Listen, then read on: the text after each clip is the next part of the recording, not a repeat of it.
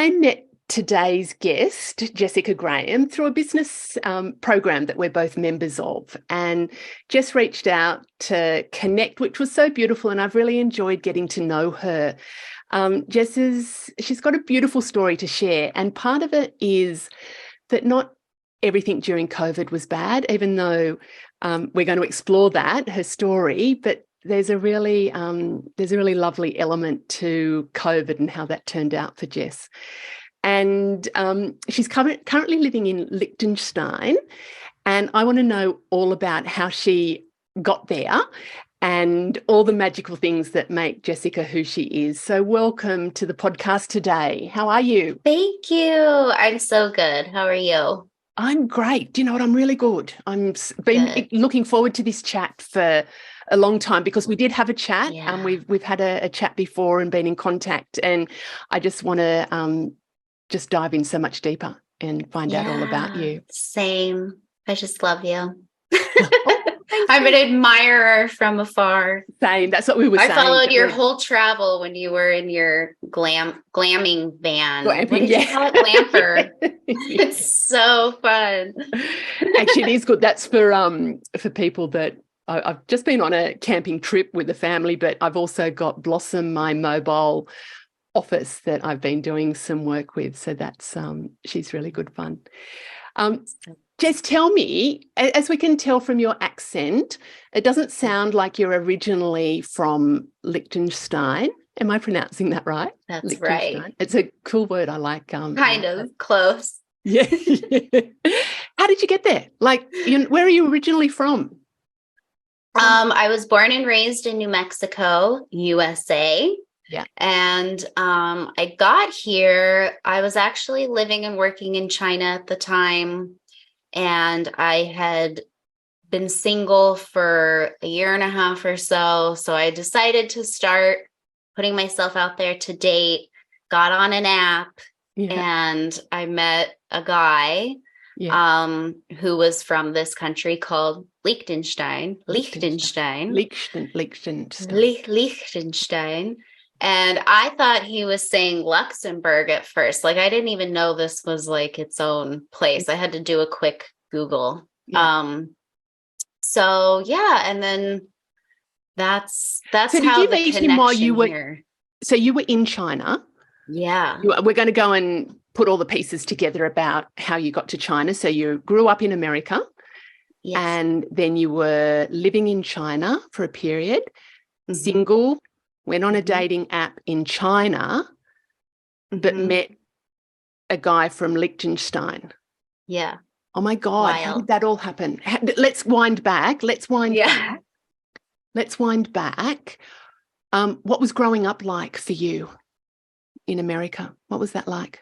That's a good question. It was actually pretty good. Like, I would say until middle school, I had a really good childhood, good upbringing, good family, very close with my grandma, who I still miss her so much. I just love her so much. So we were a good tight-knit, small group. Yeah. Small unit. And what did mom and dad? Did you? Mom and dad and a small sister. Not small. We're only 16 months apart, but a younger sister. To me, I was the big bossy sister. So to me, she's forever the little sister. Okay. the older child. I know. And what happened at middle school then? If so, life started changing at middle school. So what's middle school? What age is that?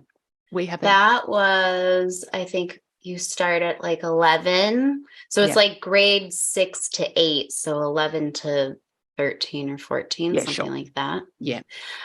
Yeah. So it was a strange time because I feel like that's when kind of the family secrets almost started to be revealed. Oh, interesting. Yeah. And we found out because my mom she was a very involved mom when I was young, and stay at home mom, but always in the Girl Scouts leader, field trip mom, classroom mom, very involved with us. And everyone loved her. I loved her. Everything was great. And then when I was in middle school, she started working, and then her behavior started to change a little bit. And so my dad sat me and my sister down and was like, your mom has a drinking problem. And we were like, what? Because we had never even seen alcohol in the house. We weren't a drinking family. And now looking back, I'm like, oh, those were all the things. Yeah. So there was this like sobriety, even though it wasn't really sobriety, it was just dry, not drinking kind of stuff going on. So yeah, that's when everything just really took a shift, a hard shift. So what sort of things happened there? Was that because you said you were a tight family, tight unit? Did it impacted the family? Yeah, a lot. Yeah. My parents, now looking back as an adult, I can see how there were two sides. There was like a lot of hurt on both sides, a lot of, I think, betrayal on both sides, emotionally and with, the substance abuse stuff. And I think my mom needed more emotional support, and my dad was incapable of doing that. And so it really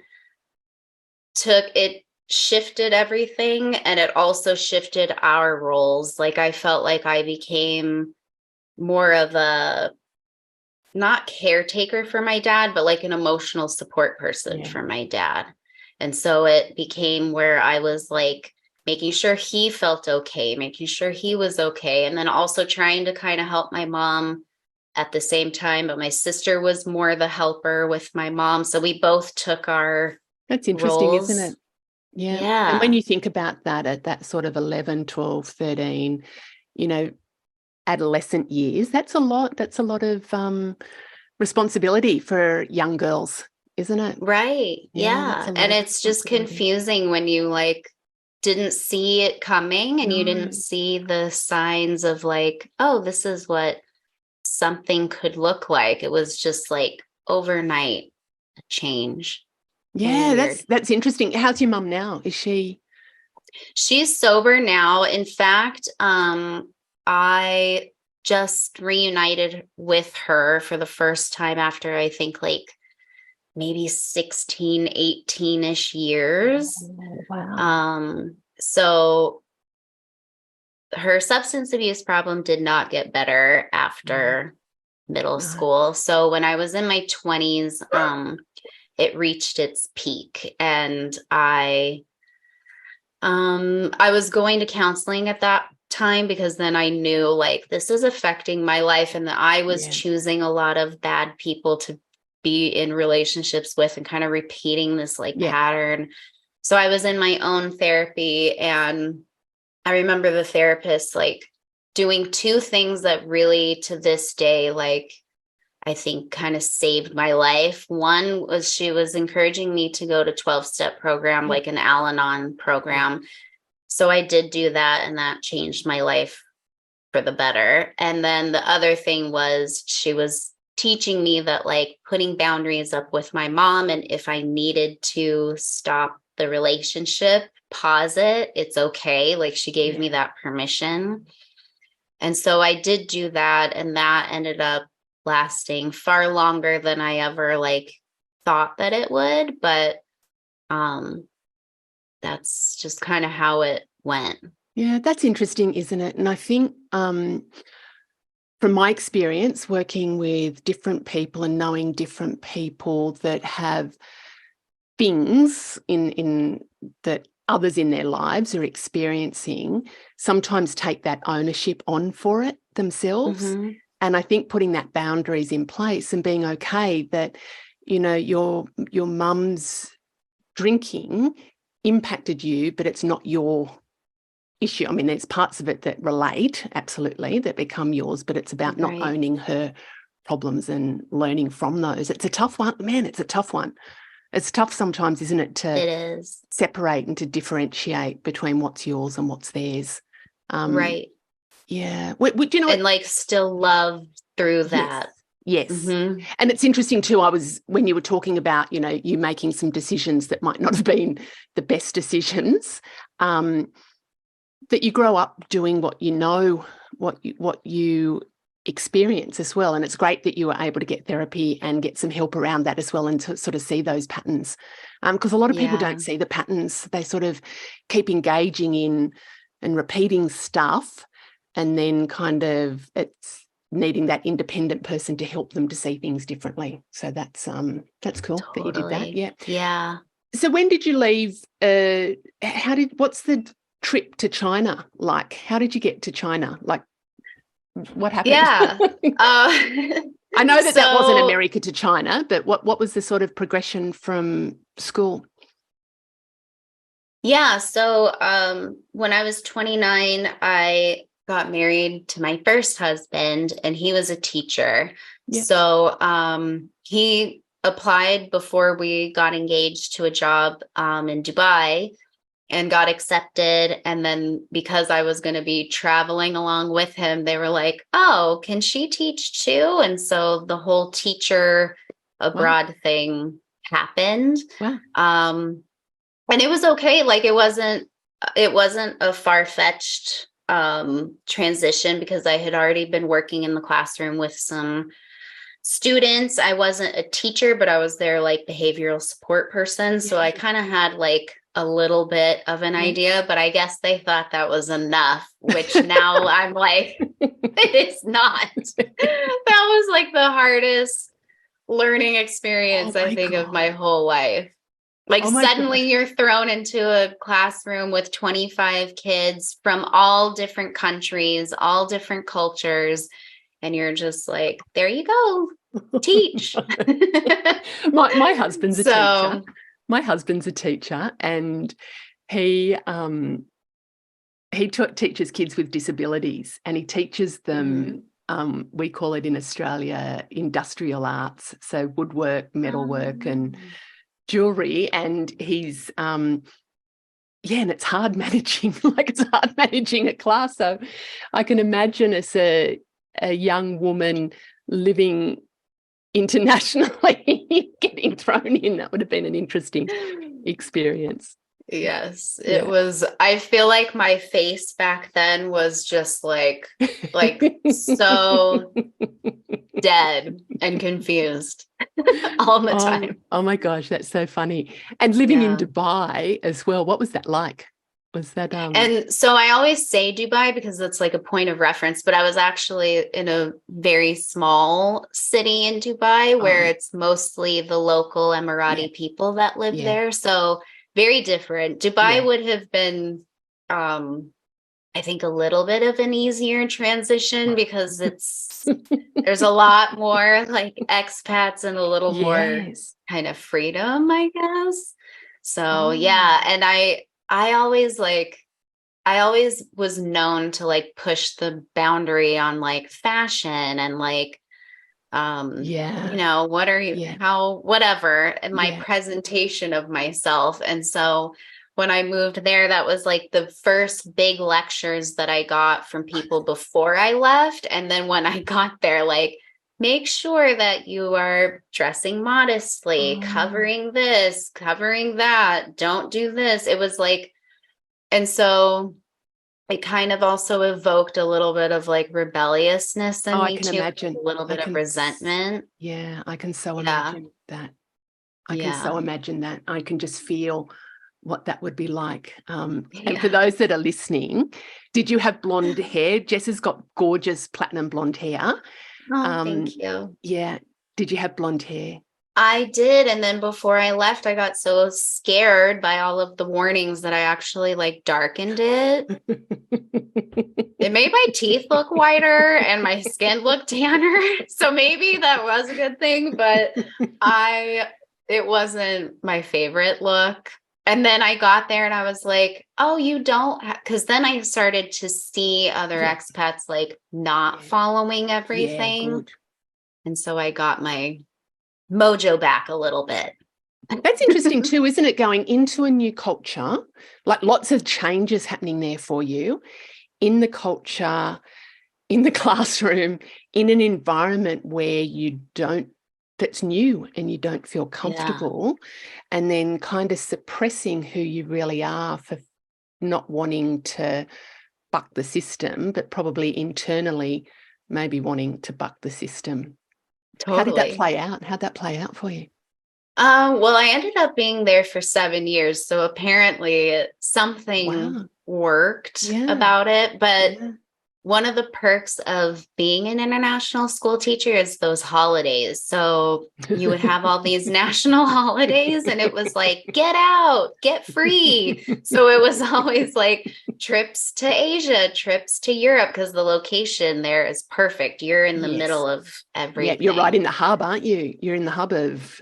Yeah. That's so cool. And like literally my friends and I have a European friend who always, we would leave and it was like, you just kiss the ground of wherever it is you're arriving, because it just feels like so free all of a sudden. Oh, wow. Gosh. Yeah.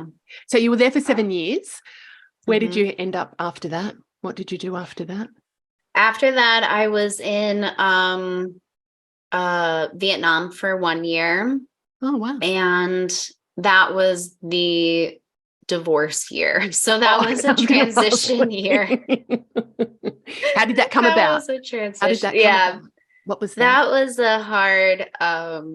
That was a hard one. I won't go into the detail because I want to save people's, but it definitely like was something that I kind of foresaw coming before we moved to Vietnam. And in my head, I thought this is either going to make us or break us. And it broke us. So that was a very tough year and a very hard transition. So like before we settled on like we are divorcing, we were just going to have like a separation and then we'll see what happens. And so in that time, I did get a job in China. So I knew this school year was going to end and then I was going to move on to China. So that was already to sort of move on to, you had something to move on to kind of keep you occupied. I know a number of women at various stages, actually, young women, middle-aged women, later life women whose relationships end, and kind of just that inkling that things are not working and trying to make them work, but then making the choice for themselves that it's actually not what they want. You know, as tragic and sad as that is for a lot of them, it's beautiful to see women stepping into, and men too, you know, doing what is right for them. That is right for 100%. them. Yeah, and not, I mean, sometimes I look back and kind of wish that I had made those decisions earlier. But it really was, it was one of those, in my life, I think it was probably one of the first times and definitely the biggest moment of like me choosing myself and not thinking about how this is going to impact other people or what other people are going to think. And with that decision, I mean, it changed a lot of things. Obviously, like changed location, changed the whole fact that I'm like doing this by myself for the first time, changed all of those things, but also like I lost a lot of friends. When I was with him, we were very involved in like a church community. I lost all of that. I lost a lot of my kind of belief systems that were going along with that. But all of those things like for the better, like the loss needed to happen in order for the evolution. I'm just thinking, she could almost be your twin sister, actually. There's a young woman that I've been doing some work with that almost said exactly the same things that you've just said there about choosing herself. It's the first time in her life. You know, life was okay, but not really what she wanted. And she said, I'm choosing me. I'm actually going to, you know, my partner's heartbroken and she's moved internationally and, you know, she said, I'm choosing me. And there's a lot of women, and it's a scary thing to do that because sometimes it's easier to stay in the, you know, the mediocre fearing that hurt and loss, but like what you've said, that it is for the better.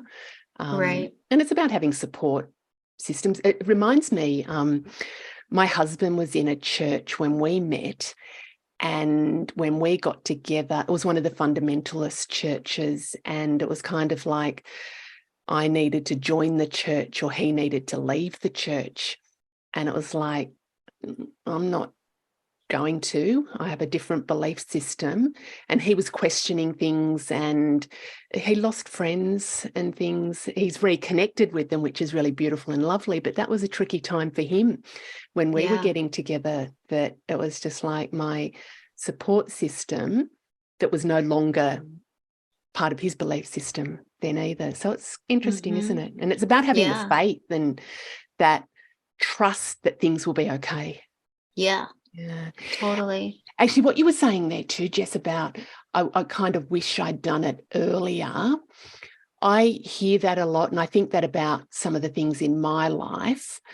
And what I've kind of come to terms with is that life just presents us with what we need to go through at the time we need to go through it. And there's no point wishing that we did things earlier, because we're not, we probably would have fucked it up or something anyway. So exactly, it's just like, it's what and who knows? I mean, if I had done it earlier, I probably would have never made it to Vietnam. I would have met all of those amazing people that I met when I was there. And, so I totally agree with you. It's just always like, if I had to do everything over again, if I could play God, I would just like make it all easier. No, I get that. I get that too. Yeah. It's like that sliding doors moment. The movie, have you seen Sliding Doors with no. Gwyneth Paltrow? And have a look at that, because it's a movie that shows her in different situations. So if she made a decision and then her life goes this way, and then it comes back, and if she made this different decision, something else, if she hadn't got onto the train, I can't remember exactly, sliding doors, the doors on the train closed and she missed the train, and then she made a certain decision, and then it goes back and shows that if she got onto the train, what her life would have been like. And it was just one of those, for me, it's that sliding doors. If we'd made different decisions, our lives might have been different, but they're not. They're not, exactly. They're not. Cool. So you had your year in Vietnam, then you went to China, so you had that job lined up in China. What was that like? Where was that in China? That I was south of Shanghai, so I was in a relatively small city of 2 million people instead of like 25 million people or whatever. It's amazing. And it's funny because 2 million people in China, like, it really was quiet. It was a quiet place, wild. And it was very different from everything that I had done before. A lot of people from UAE were saying, like, if you could make it here, you can make it in China. Like, it's not, And I didn't know what to expect, but it was way harder than what I was anticipating, I guess. Language-wise, culture-wise, never, like, UAE was more of the warning of you need to be cautious and careful because of like how you're presenting yourself. And you definitely don't want to like burn those bridges. So you're always hyper aware of like, how could this be read, and saying the right thing and doing the right thing. But in China, I think it was more, be careful of what you're saying and who you're saying it to, because like there's lots of crazy stories of like what the government does and stuff. So that kind of stuff made me a little more paranoid. Like, I definitely was hyper vigilant. Plus it was very difficult to get around if you didn't have your phone, if you didn't have your translation on you at all times. And so I was always so scared I was going to lose my phone. So I became like I always had the Al-Anon helped me with my codependency and like control problems, but I probably should have revisited it when I was living in China because my control issues started to get a little wacky because it was just like always living on this like, oh my gosh, what if? That hyper vigilant, isn't it? That's about just being hyper, just always in that thinking mode and not being able to relax about. And were you on your own there too? Because you'd split from your husband. Mm-hmm. And so you were on your own. For the first time. How did you get the job in China? Is that through the international teaching community? How did you get that job? Yeah. Yes. I think I got it through like applying online through one of those community kind of things. Yeah. And it was funny because I was getting my teaching certificate, like to make myself official at that time.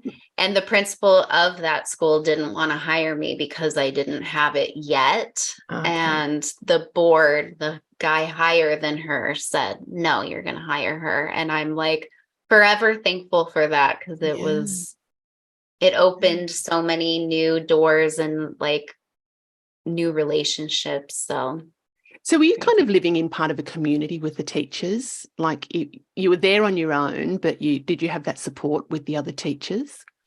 Yes. It's not one of those situations because I've talked to other teachers who, when they teach internationally, they live on like a compound and you all live together and it's very like comfortable inside. We don't have that. Like we were living, all of us were kind of spread out in the city. And it depends, they give you like an allowance for your rent. So you can kind of choose, do you want to pay this much, this much? So, where I was living, I think there were like maybe 10 teachers also living in that same community. But you become super close with the people you live with and that you work with immediately because you're experiencing everything together at the same time and going through that whole thing. It just makes you like bond. Tight. What did you learn about yourself during that time? So on your own for kind of the first time in a very, very new culture, like a different culture. Yeah. What did you learn about yourself?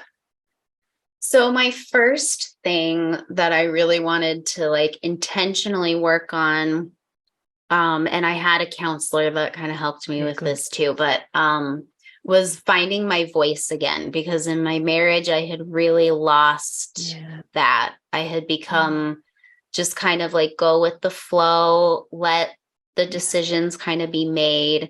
And so that was like the first thing. And also like finding who I was again and finding what I enjoyed, because there was just so many things that got stripped away all at one time. So it was kind of like blank slating.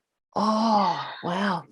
But it was really powerful. And I gave myself time and space. And I, like one of my friends that I met when I was there was like, do you remember the first thing you told me when we met? And I was like, no. And she said, you said, I just got a divorce. I'm not going to be very fun right now.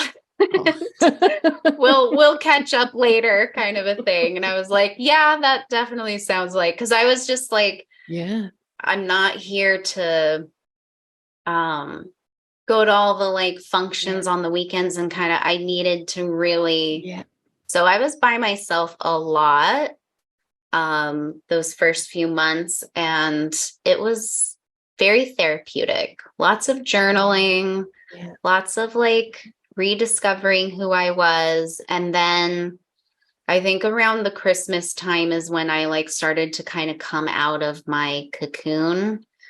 And I just felt so much happier. Like the weight of all of that had lifted. And by that time I had really made the decision of like, I'm not speaking to my ex anymore, because at that point too, there was still kind of a little bit of and I just didn't, I wanted to like truly be free to move forward.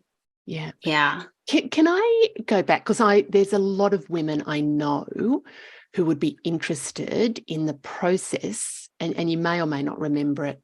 It might be more of an unconscious thing, but you said that you did some journaling and really worked out what it was that you enjoyed. Do you remember that process of rediscovering yourself? Like, it's almost like coming home to yourself, isn't it? What were It some of the really things that is. you did that helped you to? So journaling, not feeling obliged to be the social person with everybody for a little period of time. Yeah. And I also started exercising too. And that made a really big difference too. And that was the first time that I really saw exercise in a different way. And it was more about like being present with what you're doing and like tuning everything else out. Not so much of like, let's get fit and let's like work on our butt today. But those things were happening, but it was more about the mind. And I think with the journaling, because I've always been a journaler, so it wasn't something that was completely new, but I was allowing myself to freely get everything that was in my head out. So like if I looked back at those journals now, I would probably like not cringe, but feel very sad for that person. Yep. One of the exercises that the principal had us do on the first day of school when we all got there was write ourselves a letter of what we wanted for that year. And then she kept it for us and gave it to us at the end. Oh, and I remember, I still have it, but I wrote that I was going to be like this. You knew that this year was going to be hard for you. Be gentle with yourself. Be patient and like make new connections. Be very like excited about the new connections. And it was like also a prayer for like hope. And I was very hopeful of like having a really cool co-teacher that I could really get along with in the classroom, because you spend so much time with these people. And all of those things happened. And it was one of those things when I read it again, I was like, wow. And I showed it to one of my really good friends there, and he just started crying. And it was very full circle moment. Yeah. Oh, that's beautiful. And do you know what I hear from that, Jess, is that you were being very intentional about the process and, rediscovering and reconnecting with who you are.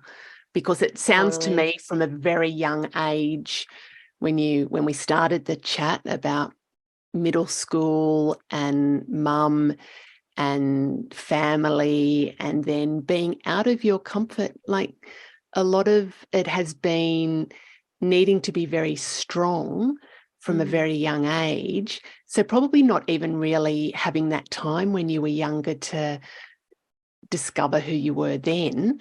So going back and being very intentional about it.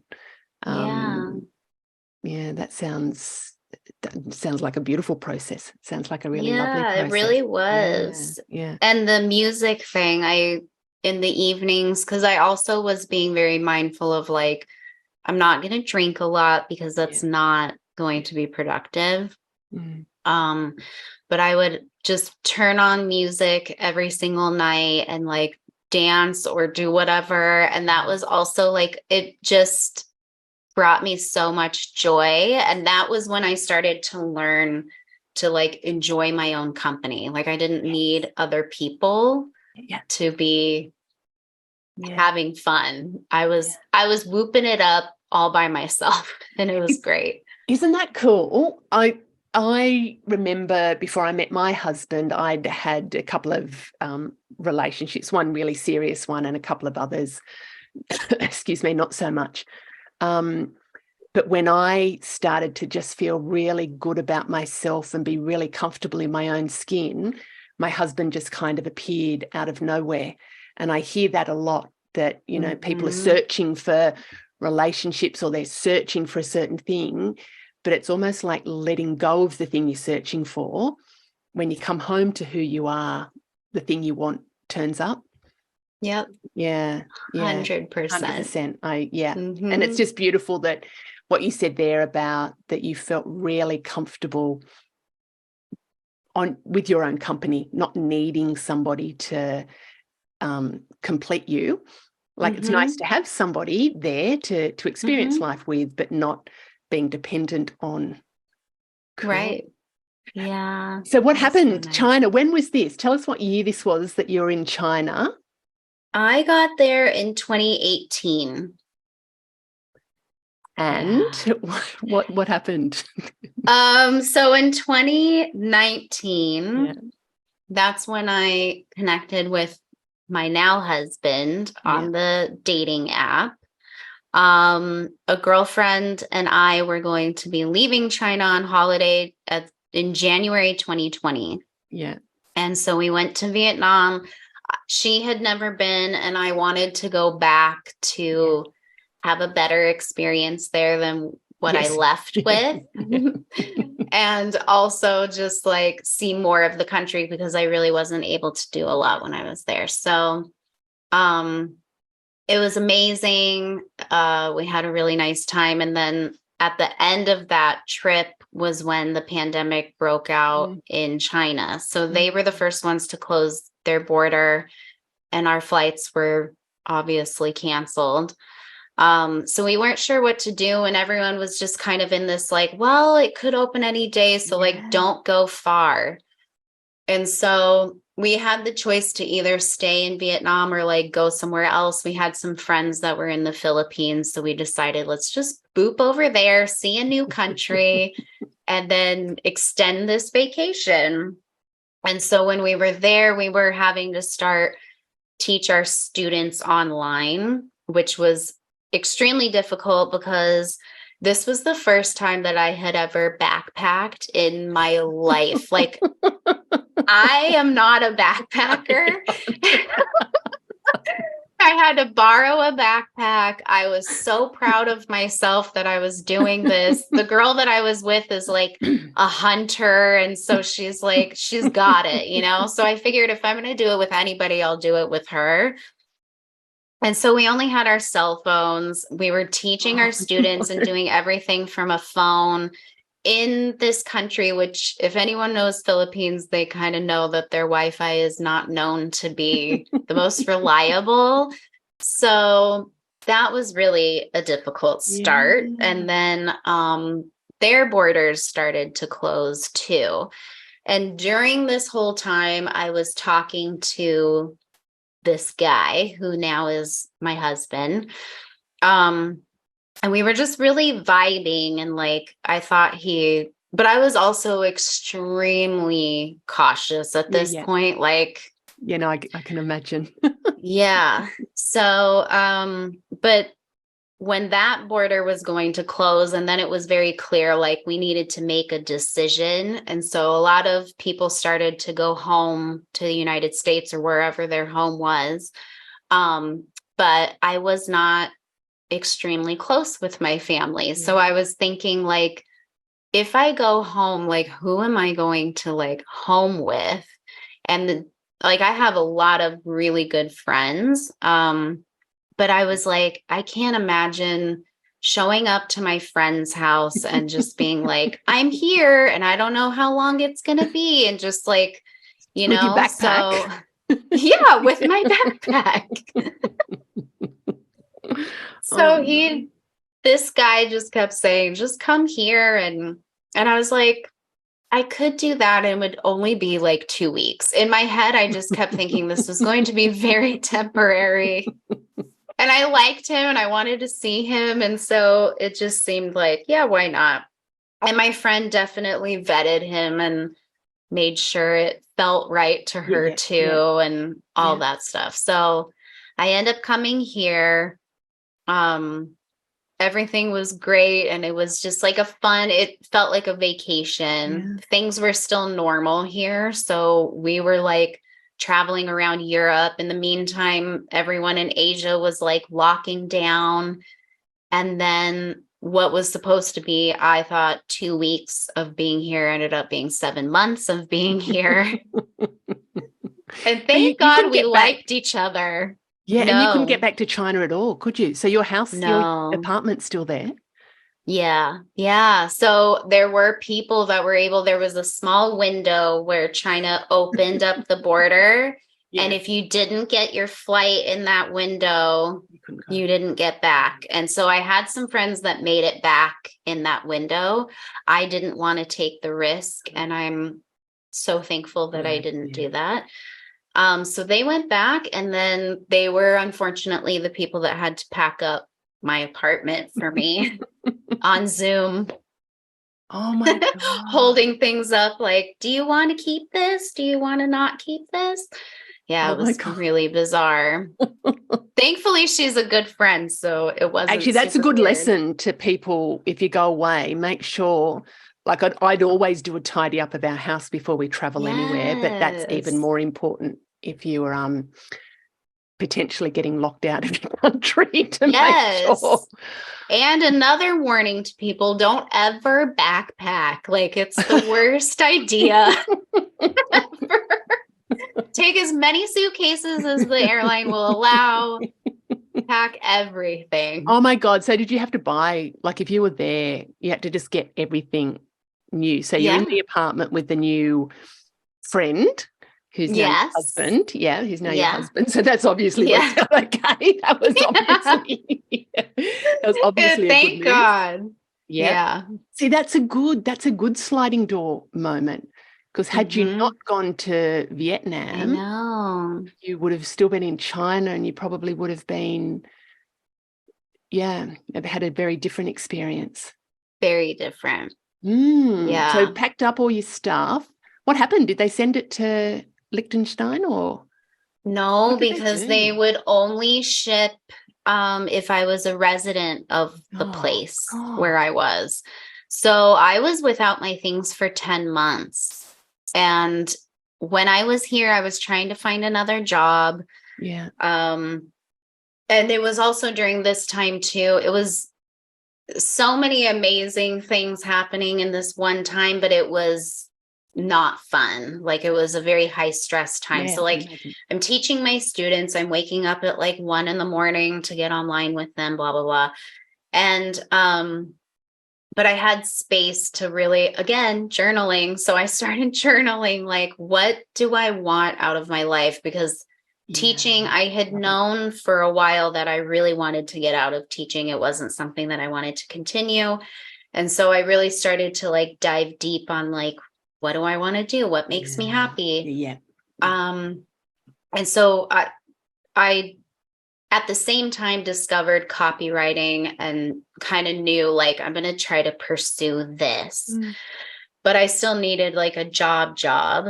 And I did get hired to work at a school in Milan, which from here is only like a 2-hour drive or something. Oh. So it would have been perfect. Like, if we were wanting to continue our relationship, I'm not that far away. We just kind of do a long distance thing. But Italy was making me have to return to the United States for paperwork stuff during this time. And even places in America were starting to close. The embassies were closing.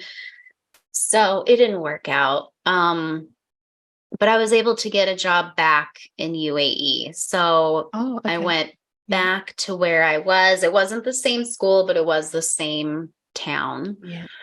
So that was nice because in some ways it was like returning to something that I was like comfortable with and knew, but in a very strange time because the pandemic in certain places, the response to it was bizarre. It was very different, wasn't it? All around, like Australia shut the borders here. We shut our borders. And it was just a really uncertain time for even just in a culture that I've grown up in. It was still really unsure. Oh, so how long did you go back to the UAE for? Did you go back? Just 1 year, one school year. So I think it ended up being 10 months. But once I was a resident there, that's when China could send me my stuff. So I got it in October. So I had been without it for 10 months. Gosh. So even when I came here, I mean, Vietnam and Philippines, that was like summertime. And coming here in February, it was dead winter. So immediately when I got off the plane, it was like, let's go find a jacket and some sweaters. Oh my goodness. Actually, I forgot to ask, where actually is Liechtenstein for those that it's a very tiny little country, isn't it? Tiny little country, and it borders Switzerland and Austria. Yeah. And so they actually like use Switzerland for military and lots of bureaucracy. So like when I got my visa to come here, I actually went through the Swiss embassy. Yeah. Yeah. What's the population? Do you know of? I think the whole country is 50,000. Yeah. Yeah. Really is it the tiniest country? It's not the smallest, but it's in the, I think, top 5 smallest. Yeah. And your husband's, is he German? Yes. Yeah. Mm-hmm. So his family's from Germany. They still live in Germany, but he works in Liechtenstein, but you met him in China. Right. So he was on a business trip for anyone that was wondering, like, how the heck? He was on a business trip. I love it. On Tinder on a business trip. Yes. But hey, it worked out for him. I know it did. It so worked out for him. So what are you doing now? So you're not teaching. So you did your stint back at the UAE. Then you decided that you're going to move back to Liechtenstein after that. Is that right? Yeah. I had to apply because they don't just let people in. Boop over here. No. So we did get engaged, but we also knew, like, for us to pursue a long time relationship without distance, we were going to have to get married. So I applied for the visa for marriage. You have to apply to marry, which is just bizarre, but thankfully they let me do it. And then I came here in July of 2021. And that last school year in UAE, I used that to transition. So I was teaching, but I was in the evenings and on weekends just working on building this business, building the skill set, and getting everything ready. So that's doing copywriting. And so what is your business now? Because what you did, you was kind of working out what you would really love to do. And so how did you settle on the business idea? I've always loved writing. When I majored, like when I was in university, they were making me choose a major. And by that point, because I wanted to do everything. And so I settled on majoring in history because why not? And I just loved the reading and the writing and the learning of all of that. No idea what I was going to do with it. So even when I was working as a teacher and like living overseas, I had a few blogs, and I always loved design. So I questioned like graphic design and this, and like a kind of just an eclectic Renaissance woman. But the copywriting felt right because writing to me has always been a very natural thing. Like I was always appointed, like if anyone's going to write something, just give it to Jessica, she'll do it. And then once I started doing copywriting, I learned about branding, and I was like, oh, branding's like the pretty side of it and more of like the soul of it. And so it developed into that. So now I'm doing both, and it's lovely. And does that feel like a good, I know what the answer will be, but does it feel like a good fit for you? Yes. Yeah, it really does. Yeah. And I feel like there's more to explore, but yeah. Yeah, I could tell that from the time that we connected. And for people, we've got Jessica's details in the show notes, but can you just let us know your website, because people can pop there and just even looking You can see the style element and that Thank beauty. you. And if for those of you that are listening, you can watch us on YouTube as well, but just that Thank you. beautiful essence and energy that comes from you. What's your website? That's so nice. Thank you. It's jessicagrahambrandstudio.com. Great. jessicagrahambrandstudio.com. We've got all those details in the show notes. Oh my gosh, Jessica, we could talk forever and ever. What's next for you? What's kind of, you're building the business, you're in another, like you're in a different country, but one you've been in for a little while. Seems like you are out of your comfort zone quite a lot, just for the sheer nature of life. What's next, do you think, for you? That's a good question. I think continuing on with what I'm doing, but also intentionally making more connections. And that's been slowly happening. I think for the first year that I was here, it was very recluse and kind of like we're just getting ourselves sorted. Now we're starting to kind of get out and make more connections and friendships, and it's been really fun. So I want to nurture that and see how that grows. It's almost like the seasons of life, isn't it? That, I mean, you've been through a lot, and a lot of things. I've heard you say a number of times, oh, I wasn't expecting that. and things kind of turned out, and they were pretty tough environments, but you were able to get through it. So you're very resilient. So going through that toughness of stuff, but it sounds like it's at a beautiful stage of life, and it's that next exploring what can be as well. So I think that's we might have to do a part 2, and then find out more about what that next phase is. Oh my gosh. Any kind of just last pearls of wisdom that could be useful for others that are going through those journeys of reconnecting with who they are? Any last little tips? Or I know that's putting you right on the spot. No, it's good. I actually heard something yesterday that really made me like, because she was saying that sometimes you can reconnect with people or be very drawn to people who are drawing something out of you. And in this situation, she was reconnecting with an old flame from her past, and she reflected on it and was able to see, oh, I was drawn to him because he was reminding me of my past self, and I wanted to reconnect with that person. So it wasn't so much like we could take him out of the equation, but just use that opportunity to reconnect with that version of yourself.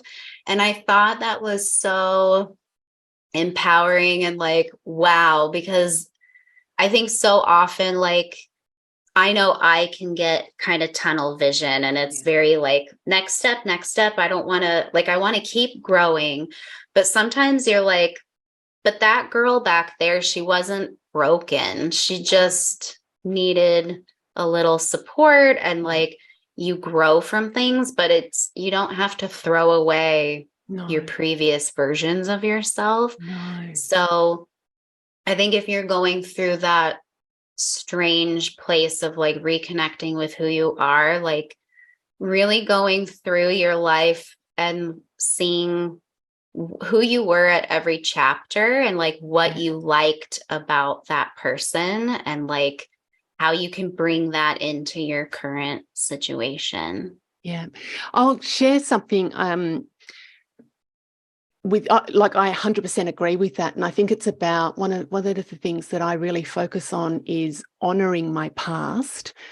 I think I've done a few posts around this recently when my mum passed away when I was younger, and for a period of time I used to really refer to that as like a really shit time in life, and I used to look at it really negatively. but I am who I am because of what happened, and I can't change what happened. And I really shifted my focus around honoring all the parts of me. And, that really angry young girl who didn't know what to do in life, and some of the choices that she made, she did that because of, what she knew at the time and what she was going through. So I really shifted my perspective around that. And one of the practices that came to me probably in the last year or 2 years, I do a lot of journaling, I do a lot of meditation, I do a lot of inner work as well. And I was, when I go for a walk of a morning is when I do a walking meditation, and I just got this image, and I call it the sacred circle of me. I got this image of all the parts of me, from just all the versions, me as a baby, me as a 1-year-old, and each age group of me, even the future versions of me, just sitting in a field together. And then we all just actually sat in this circle and joined hands. So we joined hands, and then there was almost like a part of me would come forward and ask for something from the other parts of me. So it's a lot of inner child work, but it was kind of these different versions would come forward. And sometimes it would be that 12-year-old whose mother passed away. Sometimes it'd be the 17-year-old who was still really fucking angry with life. And it was just reconnecting with all the parts of me. And it was so powerful, Jessica, that I do that not always, but semi-regularly is part of that connection. And, when you were talking about what you heard yesterday, the friend going back to the previous partner, it's not about the previous partner, it's just reconnecting with that part. And so I kind of go through this little bit of a process, and it's just been a really beautiful way to, I guess, bring elements of me together that maybe I've ignored for a long time. So that's been that's so beautiful. It made me teary. So beautiful. Yeah, it is. And I'm not sure if I did that, that might have sounded a little bit garbly, but it was really the evolution of that process. And I've done some meditations around that, just the sacred circle of who you are. Yeah. So that's cool. I love Jess, that. this has been so beautiful. Thank you. Thank you. We've got all social media in the show notes. So if people want to reach out to Jessica on Instagram, what's your handle, just really quickly? For Instagram? Jessica Graham Brand Studio. Yeah, so that's across each of trying to keep it. Yeah. Practice what you preach. Practice what you preach. And if you work with people internationally as well, don't you? So the time zone's pretty okay. Our Southern Hemisphere evening is Jessica's kind of morning, so the hours are really easy to work with each other. So you never know. Oh, thanks, gorgeous. Oh, thank you so much. I loved it. Thanks.